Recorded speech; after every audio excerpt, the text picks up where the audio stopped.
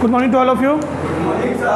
तो चलिए आज हम लोग उत्तर के विशाल मैदानों के बारे में लगभग सारी इन्फॉर्मेशन लेंगे जो भी एग्ज़ाम में आपसे पूछी जाती हैं। ठीक है, देखिए एक क्वेश्चन आपको मैदान से या मिट्टियों से पेपर में आएगा ही आएगा। ठीक है, तो आप समझिए एग्ज़ाम के लेवल पर डिपेंड करता है कैसा क्वेश्चन पूछेगा आपसे, लेकिन इतना याद रखिए क्वेश्चन ज़रूर आएंगे पेपर में।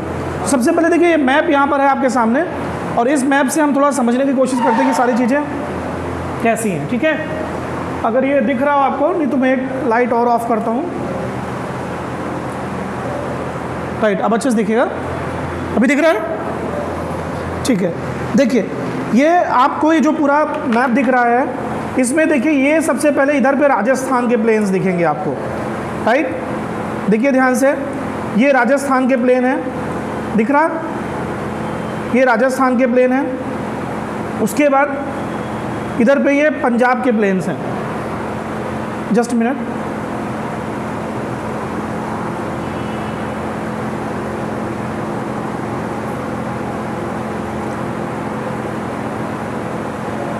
ये देखिए ये राजस्थान के प्लेन है यहाँ पर।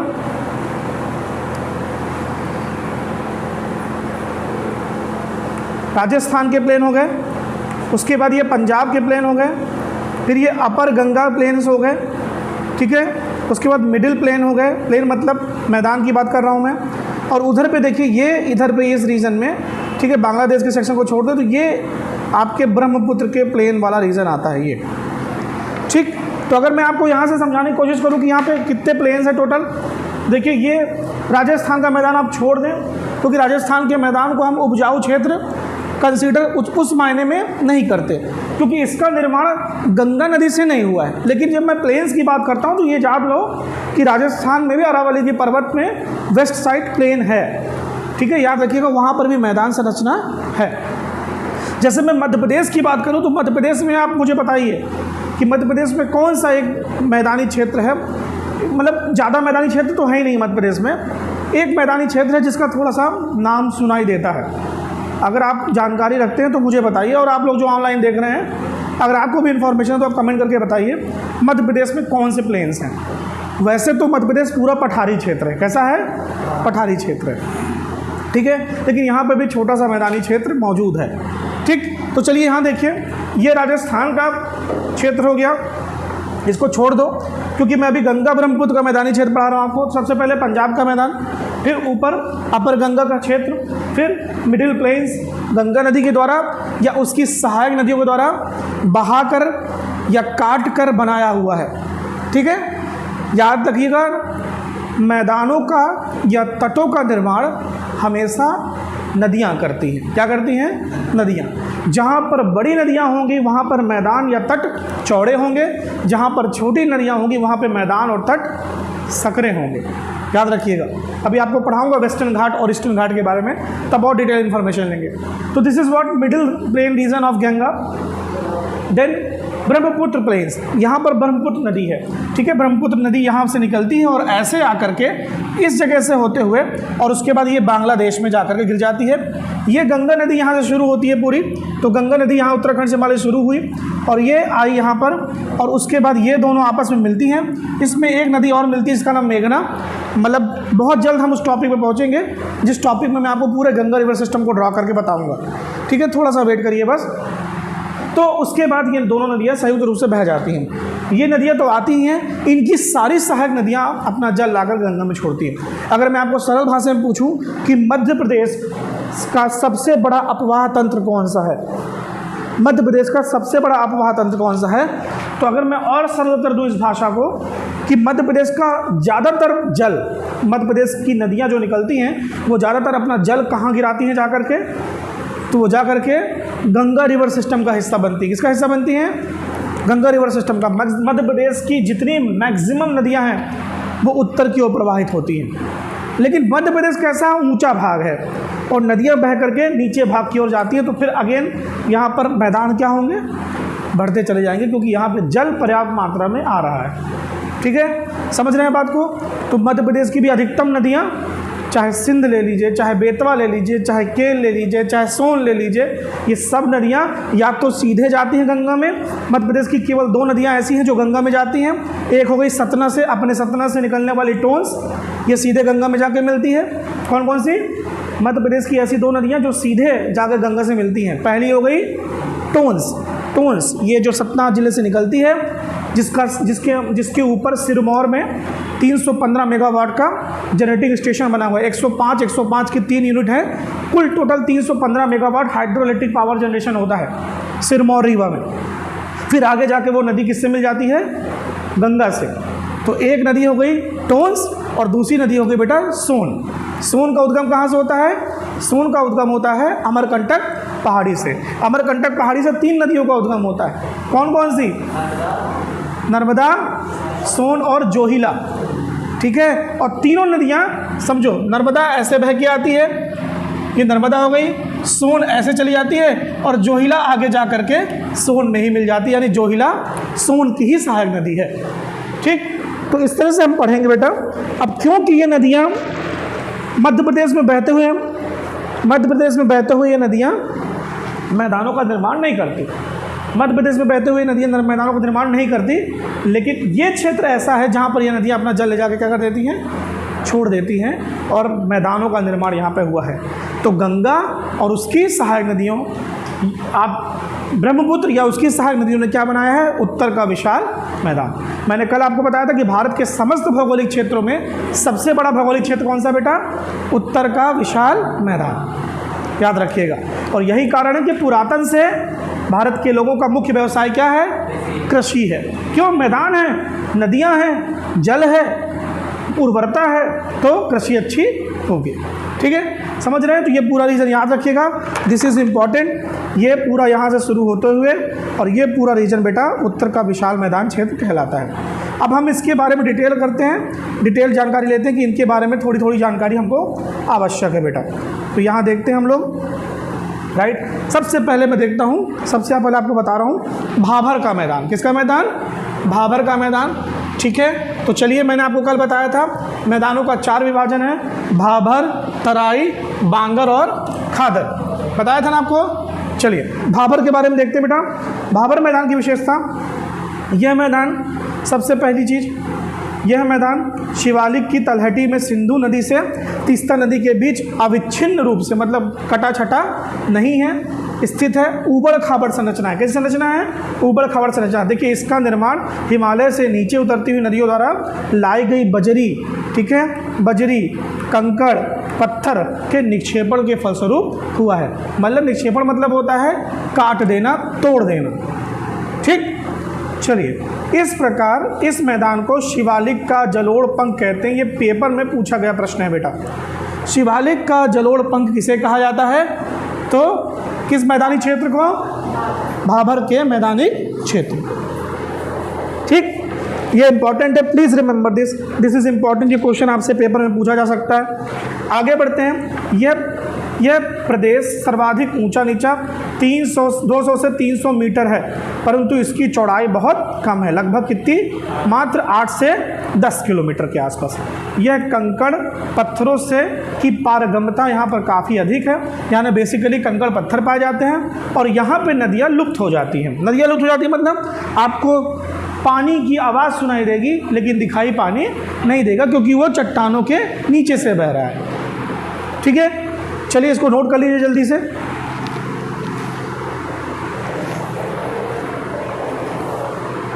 राइट, या तो आप लोग वीडियो देख लीजिएगा, उससे नोट कर लीजिएगा, अभी समझ लीजिए जल्दी जल्दी, ठीक है,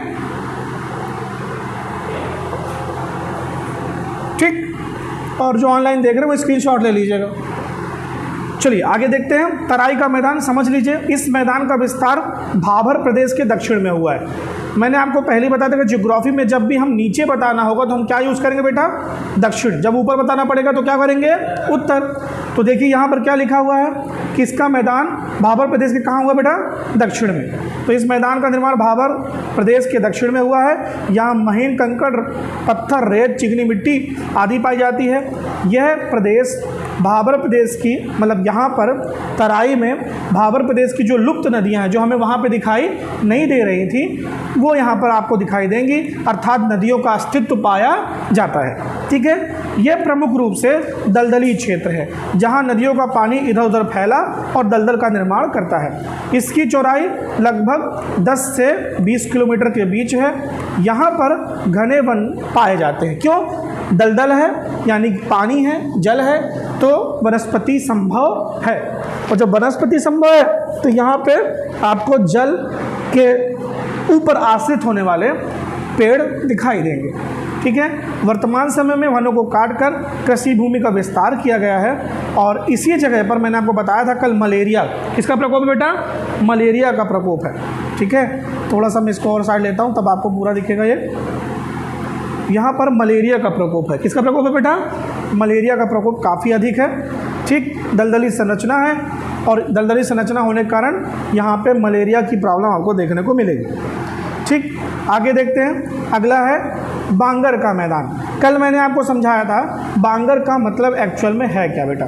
बांगर का मतलब पुरानी जलोढ़ मृदा। कौन सी मृदा बेटा? पुरानी जलोढ़ मृदा। ठीक है, ये पुरानी जलोढ़ मृदा से निर्मित क्षेत्र है। पुरानी जलोढ़ मृदा से निर्मित क्षेत्र है। इस मैदान इसमें ये ऐसी संरचना है, मान लीजिए कि ये थोड़ा सा ऊंचा क्षेत्र है। ये हो गया अगर आपका बांगर, ठीक है, तो ये क्षेत्र होगा आपका क्या? खादर। खादर वो क्षेत्र है बेटा जहाँ पे नदियाँ अपना जल आसानी से लेकर के आती है। जब बहुत बाढ़ होगी तब इसका पानी यहाँ पहुँचेगा, तो तब यहाँ की मिट्टी चेंज होगी। फिर कई वर्षों तक बाढ़ नहीं आई उतनी, तो वहाँ की मिट्टी चेंज नहीं हो गई, तो पुरानी हो गई। थी कौन सी मिट्टी? जल ओढ़ के आई थी, लेकिन बहुत दिन से नहीं आई। क्यों? क्योंकि उतना बाढ़ नहीं आई, तो इसको कहने लगे पुरानी जलोढ़ मृदा। क्या कहने लगे बेटा? पुरानी जलोढ़ मृदा। तो याद रख लीजिएगा, बांगर ऐसा क्षेत्र है जिसे हम कहते हैं पुरानी जलोढ़ मृदा वाला। पुरानी जलोढ़ मृदा का क्षेत्र बांगर का क्षेत्र कहलाता है। ठीक है, it is a region of old alluvial soil. यहाँ पे पुरानी जलोढ़ मृदा पाई जाती है। तो खादर में कैसी पाई जाएगी बेटा? नवीनतम जलोढ़ मृदा। तो सबसे उपजाऊ कौन सा होगा? क्यों? क्योंकि यहाँ पर हर बार मिट्टी की परत बदलेगी। जब मिट्टी की परत बदलेगी तो उसमें पोषक तत्वों का अभाव नहीं होगा।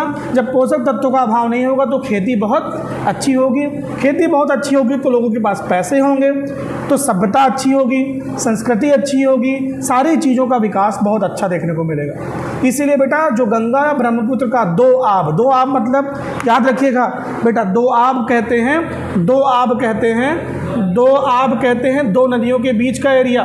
ठीक है, मान लीजिए गंगा हो गई, ये ब्रह्मपुत्र हो गई, ये पूरा रीजन। ऐसे मान लो यहाँ गंगा, यहाँ ब्रह्मपुत्र, ये पूरा रीजन दो आब का क्षेत्र हो गया। कैसा हो गया?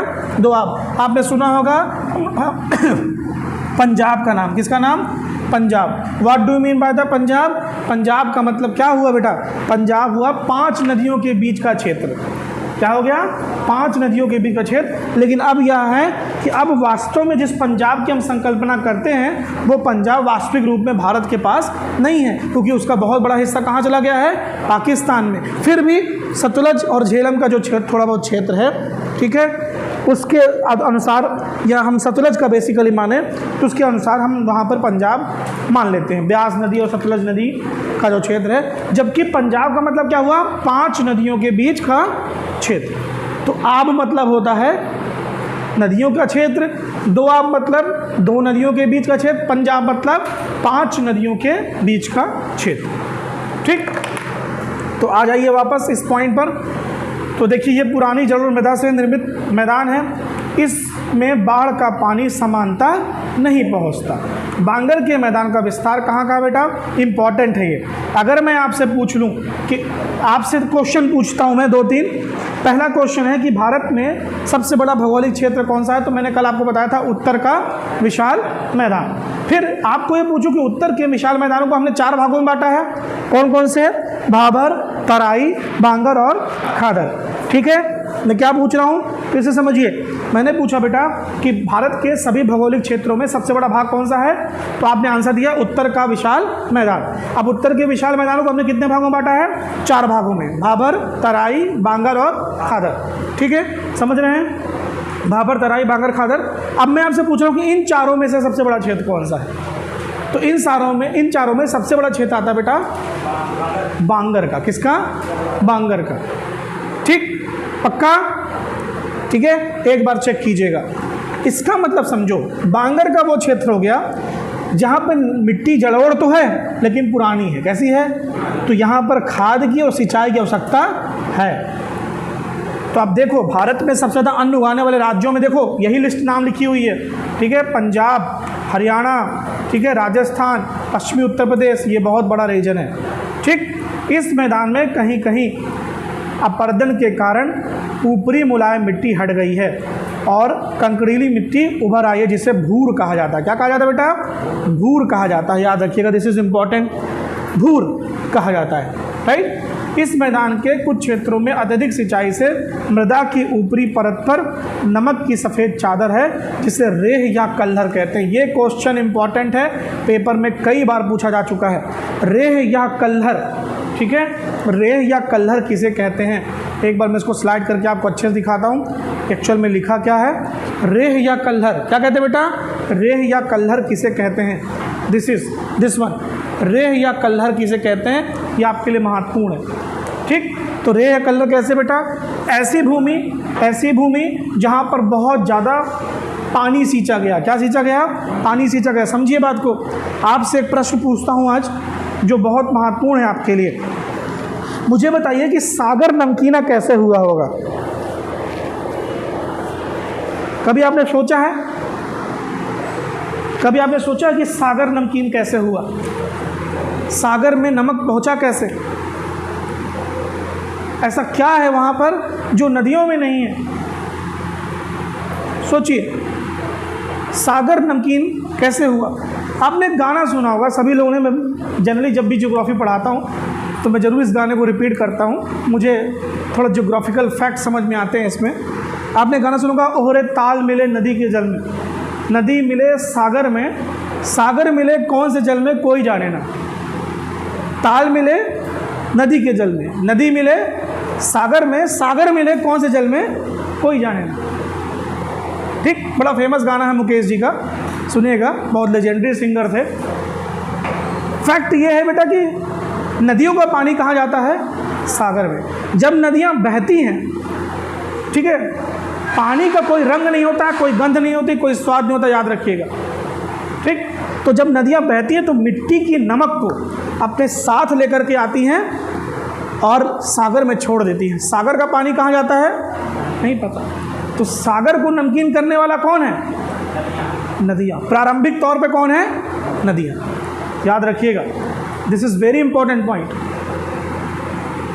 ठीक, सागर नमकीना कैसे हुआ, जो खुद बहुत मीठा बनता है उसी ने सागर को नमकीन किया है। ठीक है, नदियों का पानी कहाँ आया, सागर में, और सागर का पानी कहीं गया नहीं। और नदियों में नमक कहाँ से आया, तो जब नदियाँ मिट्टी के साथ मिट्टी को लेकर बहती हैं तो मिट्टी का जो नमक है, क्योंकि नमक एक हल्का तत्व है, पानी के साथ बह जाता है और बह करके कहाँ पहुँचता है, सागर। तो बहता हुआ जल खारा नहीं होता, लेकिन जमा हुआ हो जाता है। ठीक, याद रखिएगा। तो आप इतना समझ लीजिए कि सागर को नमकीन किसने बनाया, नदियों ने।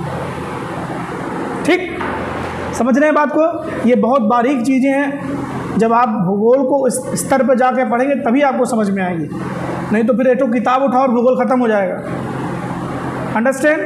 तो अब मेरे वो समझो कि रेह या कल्हर कैसे बनती है, तो वही चीज़। ठीक है, देखिए, किसी नदी का स्तर था, ठीक है, मान लीजिए यहाँ पर ये सरफेस है और नदी का जल नीचे तक गया और नीचे से ऊपर पहुँच गया। मतलब ये खेत ऐसा है जिसमें लगभग 10-15 दिन पानी भर गया। अब पानी भरने के बाद खेत में ऊपर पानी आ गया और साथ में नमक के कण भी आ गए। क्या आ गया बेटा, फिर ये पानी तो बह रहा, तो ये नमक के कण कहाँ चले जाएंगे, आगे।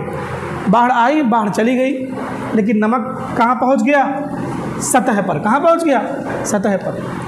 जब सतह पर पहुँच गया तो सतह कैसी दिखेगी आपको? सफ़ेद। आप ट्राई करिएगा, अपने घर में एक गमले में पेड़ लगाइएगा, ठीक, छोटा सा पौधा, उसमें खूब पानी दीजिए, खूब पानी दीजिएगा, नीचे निकलने का रास्ता बनाइएगा, लेकिन थोड़ा बारीक बनाइएगा जिससे पानी वहाँ रुके। आप देखिएगा उस मिट्टी का पूरा नमक उस गमले की सतह पर आ जाएगा ऊपर, और कुछ दिन बाद वो मिट्टी आपको सफ़ेद दिखाई देगी। इसका मतलब क्या है कि जो घुला नमक था वो कहाँ आ गया? सतह पर आ गया। तो अब ऐसे गमले की बात क्या, ऐसे समझ लो बड़ा क्षेत्र मान लो, खूब बड़े खेत की बात कर लो या खूब बड़े क्षेत्र की बात कर लो, सब जगह यही हुआ।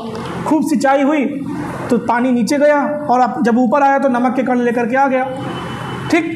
फिर पानी, खेत सूख गया तो कैसा दिखने लगेगा? वो सफ़ेद। ऐसे जगह को क्या कहेंगे बेटा? रेह या खलदर, ठीक, समझ रहे हो? नेक्स्ट देखिए बेटा, यहाँ इंपॉर्टेंट है आपके लिए, यह है खादर का मैदान। किसका मैदान? सबसे महत्वपूर्ण हमारे लिए ये क्षेत्र है, ठीक है। इसे कहते हैं नवीन जलोढ़ मृदा का क्षेत्र। किसको कहते हैं बेटा? नवीन जलोढ़ मृदा का क्षेत्र। यहाँ पे नवीन जलोढ़ मृदा का क्षेत्र है। इसका मतलब समझो, नवीन जलोढ़ का मतलब क्या हो गया? नवीन जलोढ़ का मतलब हो गया बेटा, यहाँ पर हर साल बाढ़ आएगी। क्या आएगी? हर साल बाढ़ आएगी। हर साल बाढ़ आएगी तो मिट्टी उपजाऊ बनेगी। तो यह नवीन जलोढ़ मृदा का से निर्मित अपेक्षाकृत निचला प्रदेश है, जहाँ नदियों का पानी लगभग प्रतिवर्ष पहुँचता है और नई मिट्टी का निर्माण करता है। इस मैदान का विस्तार, राइट, इस मैदान का विस्तार पश्चिमी उत्तर प्रदेश, ठीक है, या उत्तर प्रदेश, बिहार और पश्चिम बंगाल, ठीक है, उत्तर प्रदेश, बिहार और पश्चिम बंगाल और असम में है। आपको मैंने ये जो तीनों चारों नाम बताए हैं, दिमाग में लगा के देखिए थोड़ा सा। हर साल आप न्यूज़ में सुनते होंगे कि बिहार में बाढ़ आई, यूपी में बाढ़ आई, असम में बाढ़ आई, ठीक है। मतलब इन जगहों पर बाढ़ आती ही आती है, तो मिट्टी अपने साथ नई मिट्टी लेकर के आती ही है, और ये क्षेत्र जलोढ़ मृदा के क्षेत्र बन जाते हैं। किसके बन जाते हैं बेटा? कौन सी जलोढ़ मृदा? वो भी खादर, खादर का क्षेत्र बनता है। चलिए, तो इस मैदान में यत्र तत्र गर्त बने हैं। पटना के निकट गर्त को जल्ला या मोकामा कहते हैं, ठीक है। ये पटना के निकट एक गर्त बना है। गर्त मतलब बीच में खाई टाइप की, ठीक है, स्पेस है, ठीक है। और पटना के निकट एक गर्त है, उसका नाम है टाल।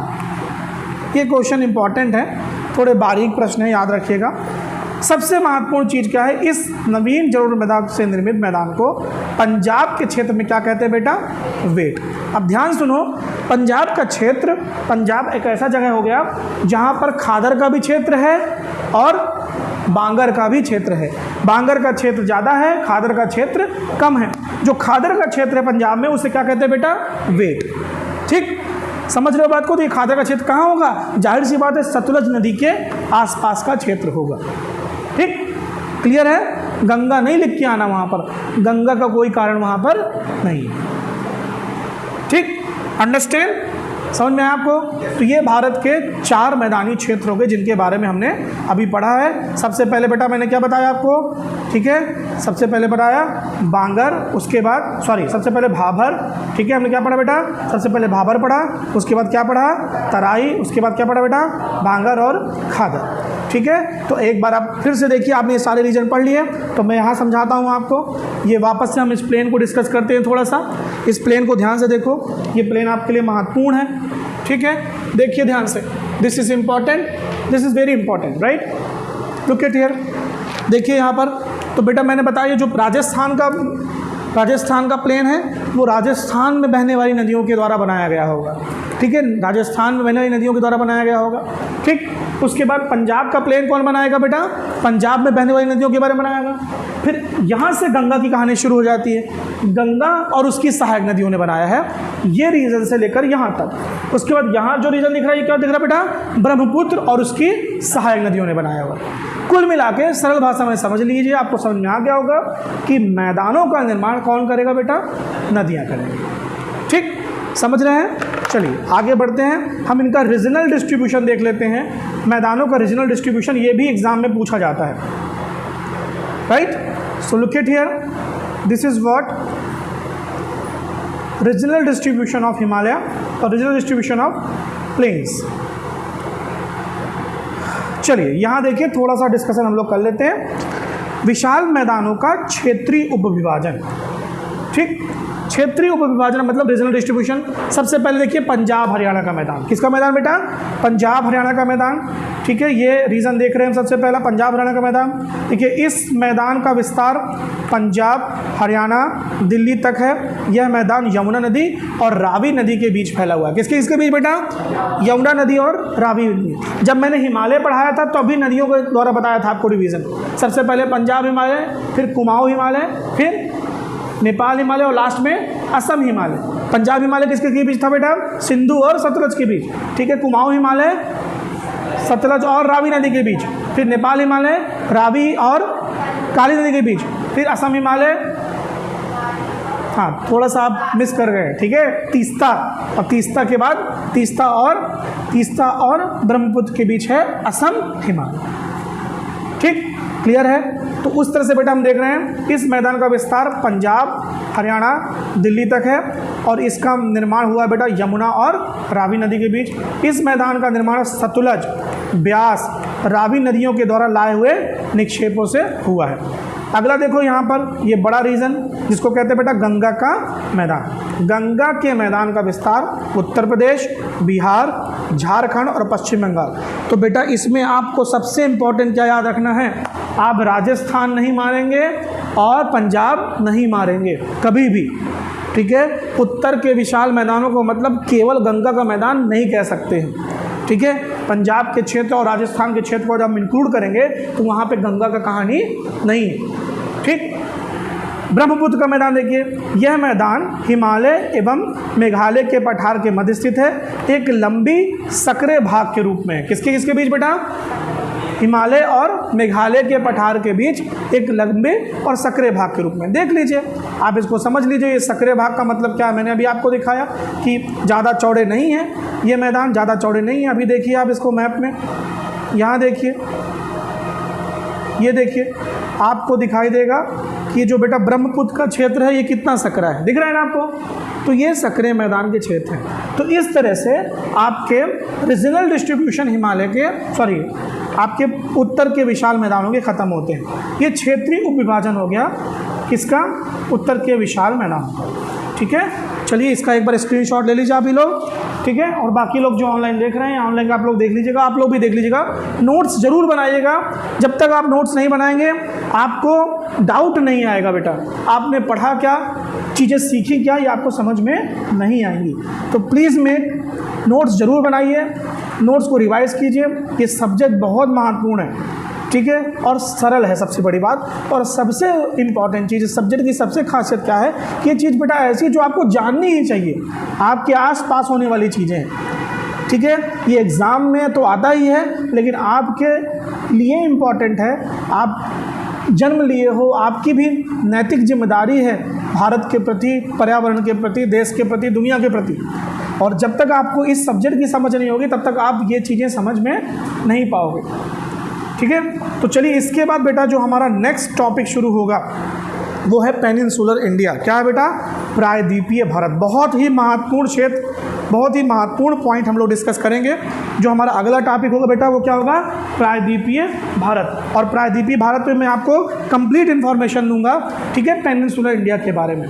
तो चलिए हम लोग कल पढ़ेंगे। कल का हमारा टॉपिक होगा प्रायद्वीपीय भारत। और जैसे ही ये पूरा रीजन खत्म होगा, फिजिकल डिवीजन खत्म होगा, ठीक है, मैं एक साथ पूरे MCQ करवाऊँगा इसके, ठीक है। एक पूरी क्लास लूँगा लगभग 2-2.5 घंटे की, जिसमें मैं मैक्सिमम जितने क्वेश्चन हो सकते हैं वो सब कराऊंगा आपके, ठीक है। चलिए मिलते हैं अपन लोग नेक्स्ट क्लास में। और नेक्स्ट क्लास में हमारा टॉपिक क्या होगा? प्रायद्वीपीय Bharat. Till then good bye, thank you.